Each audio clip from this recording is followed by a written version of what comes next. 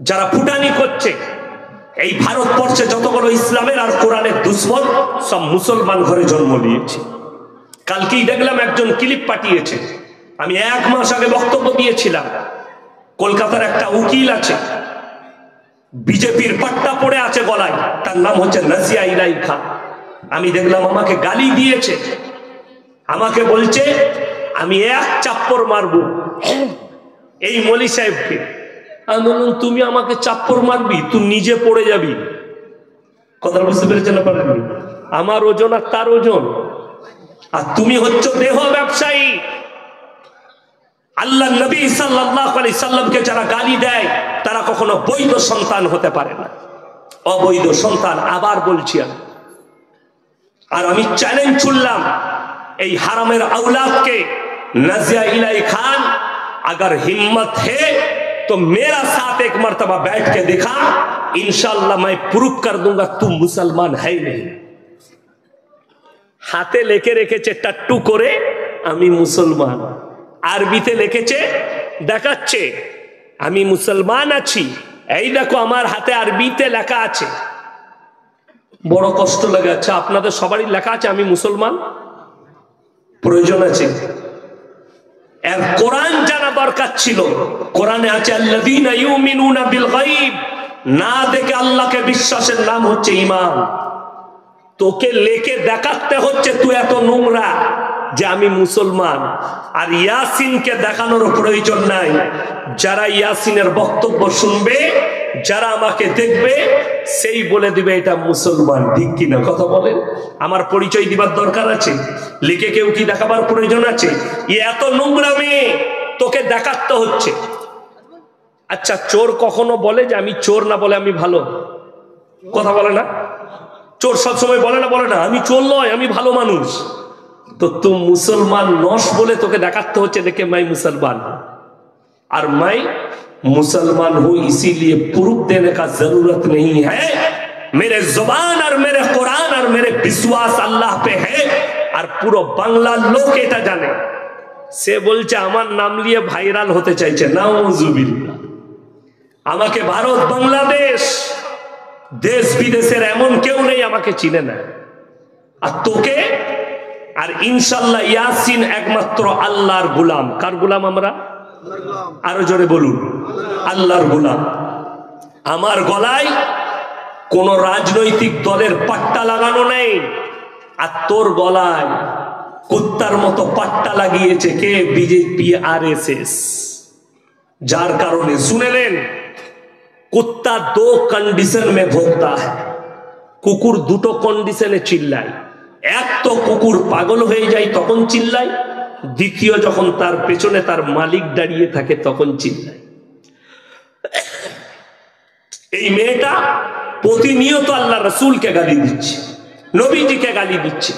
আল্লামা ইকবাল মারাত্মক কথা লিখেছে, ইস ঘর কো আগ লাগি ঘর কি চিরাগ সে। মুসলমান তোমরা নিজেদের ঘরে নিজেরা আগুন ধরিয়েছো। আজকে বলুন তো কে জানেন না 5 ওয়াক্তের নামাজ পড়া ফরজ? কথা বলেন, সবাই জানে না? জানে না 5 ওয়াক্ত নামাজ পড়া কি ফরজ?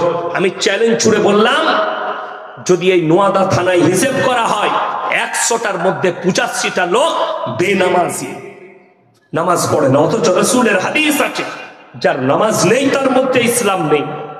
আপনি টুইটারটা খুলেন, মোবাইলটা খুলেন, ফেসবুক আর টুইটারে ভর্তি হয়ে গেছে 6ই ডিসেম্বর বাবরি মসজিদকে শহীদ করা হয়েছে। পোস্ট করছে, আমরা এই বেদনা কোনোদিন ভুলবো না। যে পোস্ট করছে সে কাঁদছে বাবরি মসজিদের জন্য, তার মসজিদ কাঁদছে তার জন্য, সে জীবনে মসজিদে নামাজ পড়তে যায় না। এটা কত দুঃখের বিষয়। আরে আমি একটা জলসাই বলেছি, বাবরি মসজিদ ভেঙে চলে গেছে, আল্লাহর যদি ইচ্ছা থাকে বাবার হাম তেরে মসজিদ মে ফির সে আজাদ দেंगे ইনশাআল্লাহ। এটা যদি আল্লাহর ইচ্ছা থাকে ফের আজান হবে না? হবে না বাবরি মসজিদে? আল্লাহ চাইলে হবে, আল্লাহ চাইলে হবে। কে? আমি আপনি চাইলে হবে না। কে চাইলে? আল্লাহ চাইলে হবে। আল্লাহ যদি না চাই হবে না। এইটার উপরে বিশ্বাস রাখতে হবে, আল্লাহর উপরে। আজকে মুসলমান, দুঃখের বিষয় আপনি 5 ওয়াক্তের নামাজ পড়েন না, মুসলমান বলে দাবি করেন।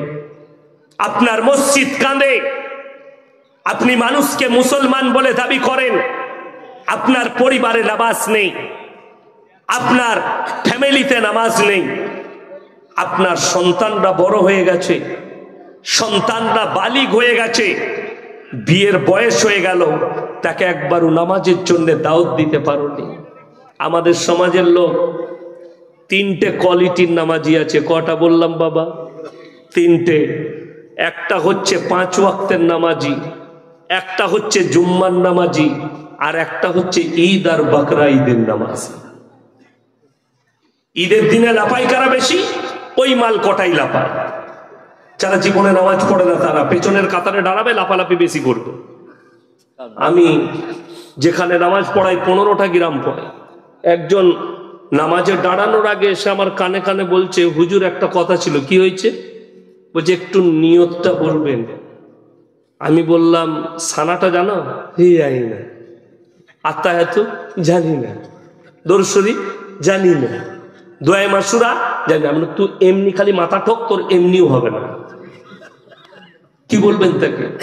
এ কিচ্ছু জানে না, খালি বলছে নিয়তটা বলে দাও, নিয়ত নিয়ে মারামারি করবে। নাউজুবিল্লাহ। এইটা হচ্ছে মুসলমানের হাল।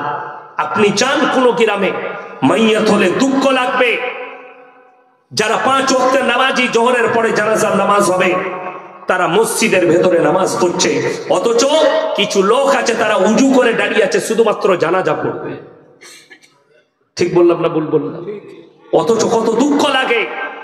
কেউ যদি জানাজার নামাজ ছেড়ে দেয় গুনাহ হবে? কোন মৌলবি যদি বলে গুনাহ হবে, তার ইলমিয়াত নাই।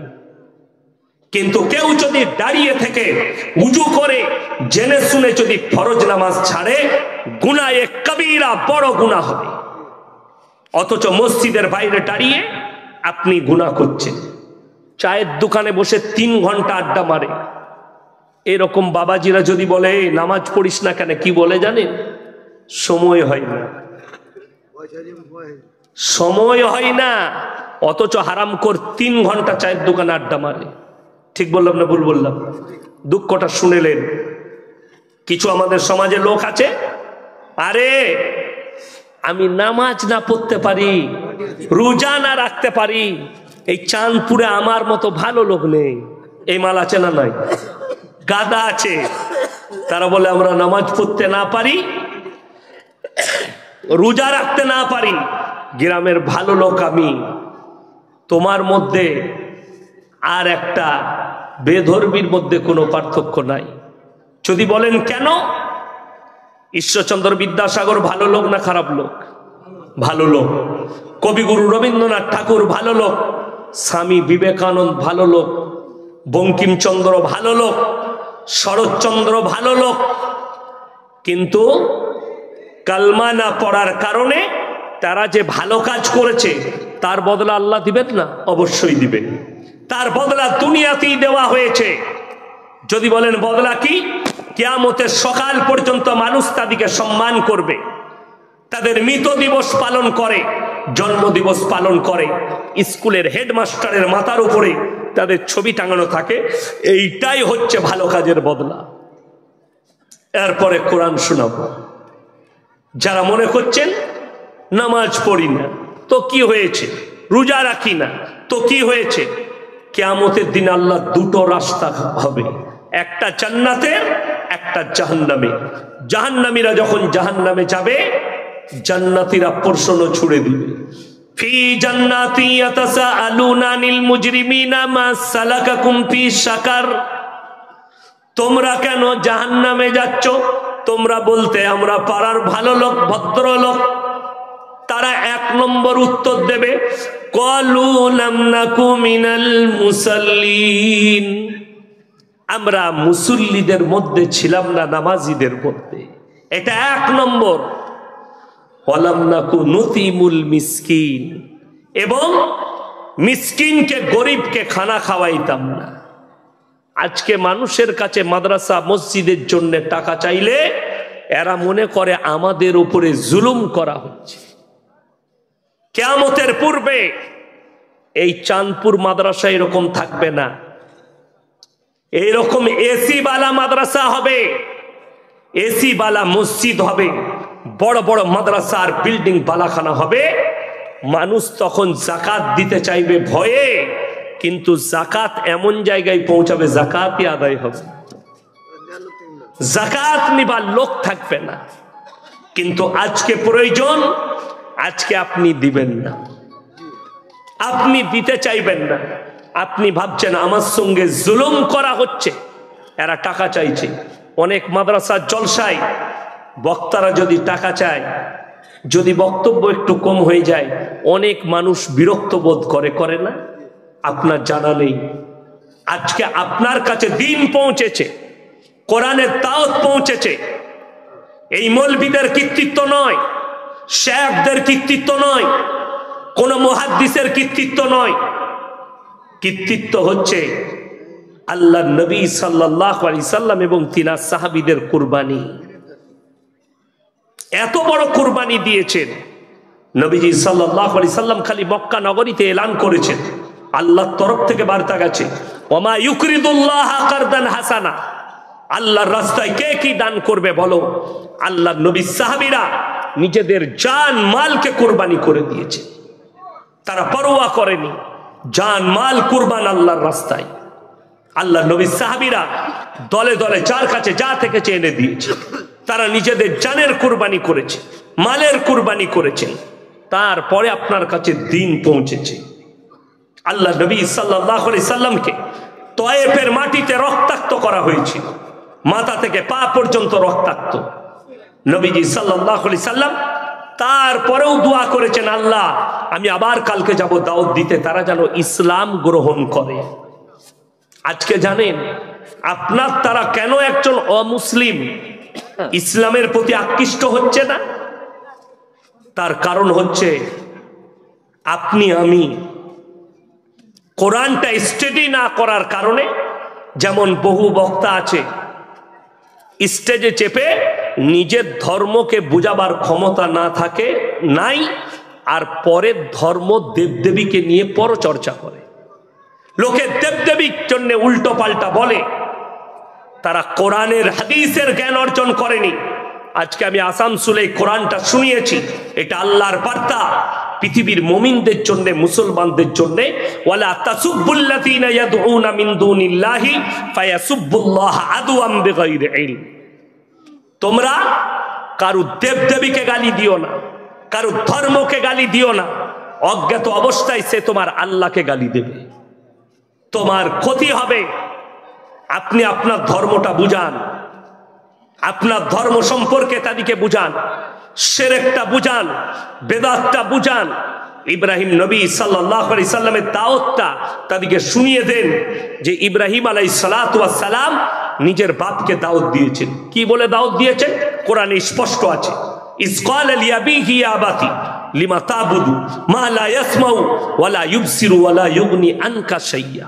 হে আমার আব্বা জান, আপনি যাদের উপাসনা করছেন, হাত পা নাড়তে পারে না, কথা বলতে পারে না, নিজস্ব কোনো ক্ষমতা নেই, আপনি এই রাস্তাটা হচ্ছে শয়তানের রাস্তা, এটাকে ছাড়ুন আর আমার আল্লাহকে বিশ্বাস করুন, আমাকে নবী হিসাবে মেনে নেন। এইটা হচ্ছে দাওয়াতের পদ্ধতি। আপনি বলুন, ইব্রাহিম নবীর বাপ দাওয়াত কবুল করেছিল? কথা বলে না, করেনি। তাহলে হিদায়েতের মালিক কে? আল্লাহ।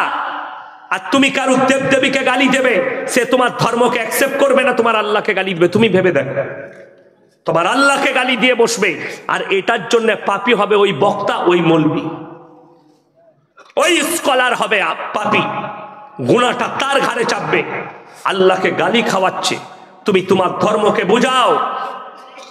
দেখবেন আমাদের দেশে, আমি 1 মাস আগে একটা প্রোগ্রাম হয়েছে পাকিস্তানে, আপনারা অনেকে দেখেছেন, অনেকে দেখেননি। সেই প্রোগ্রামে পৃথিবীর বড় বড় স্কলাররা হাজির ছিল। সেখানে আমাদের ভারতের একজন ইনভাইট ছিলেন, যদিও দেশ থেকে তিনি দেশ ছাড়া, ডাক্তার জাকির নায়েক। সেখানে আর একজন ছিল পাকিস্তানের মুফতি তাকি উসমানী, আর একজন ছিল মোল্লা তারিক জামিল, আর একজন ছিল মুফতি তারিক মাসুদ, আরবের চিন্দন শেখ ছিলেন। সেখানে একটা বড় সেমিনার হয়েছে পাকিস্তানে, সেখানে কিছু বিষয় নিয়ে আলোচনা হয়েছে।